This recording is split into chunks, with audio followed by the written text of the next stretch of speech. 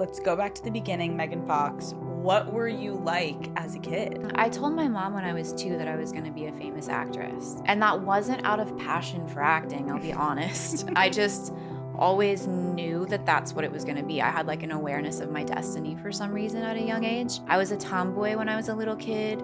I was always outside. I had like a very assertive energy as a child, and whenever my mom would get like secret psychic readings, because she was Pentecostal, so that was a no-no to see psychics, they would always read that she had an older daughter and a younger son, and that the younger son was me. And I'm not really sure why I always came through that way, except no one's gonna know what I'm talking about right now, but I have Mars on my ascendant in astrology. So I have like a warrior energy that I was born with, and I think that was translated as being like maybe masculine as a child because it wasn't docile. But I was good kid. I was like a little mischievous and never interested in school. Always knew that that was not for me. What was the dynamic like in your house? My parents got divorced when I was 3. Prior to that, I just remember both my parents are still alive, and so I want to be careful not to drag them, but while also being honest. I remember my mother's depression was really affected me very deeply, and it was very visceral for me. And like if I were to draw an image of my mother from my childhood, it would be her, like, this is not a literal image, but she just always seemed like a soaking wet blanket draped over a couch, like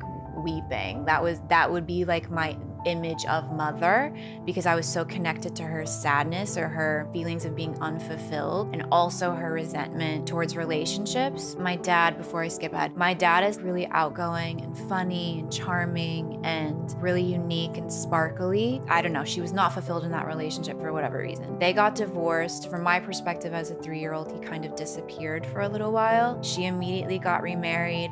My stepdad, who has passed, was probably had borderline personality, but back then he was diagnosed, I think, bipolar. And so he was emotionally and mentally and verbally very abusive to me, not to her. And he isolated me from her, and just in general, like I wasn't allowed to have friends over or like go to anyone's house. So I spent a lot of time isolated in my room. He isolated her is really what was happening. But it seemed as though I was the one being isolated. Yeah. Then I watched her depression through that relationship as well. And so the messaging that I received is that men and marriage in particular drain you of your life force.